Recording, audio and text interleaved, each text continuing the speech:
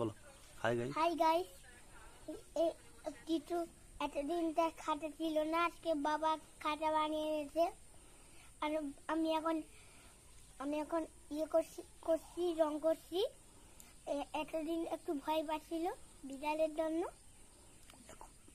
আর এখন তার ঘর হচ্ছে, তারপর ঘর ওই রং হচ্ছে, রং হয়ে গেলে আবার ছাইগুলো দিতে হবে, তারপর তার জন্য একটু গেট এইগুলো লাগাতে হবে এরকম।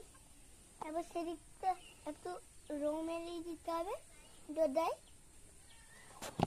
একটু রং মেরে দিতে হবে, দিলে সেইখানে কিছু খুলবে, সেখানে দিলে সেখানে এখানে একটা খাবার, এখানে জল, এখানে খাবার থাকবে, এখানে জল থাকবে, দিলে সে এখানে বসে বসে খাবে আর কোনো জায়গায় যেতে পারবে না।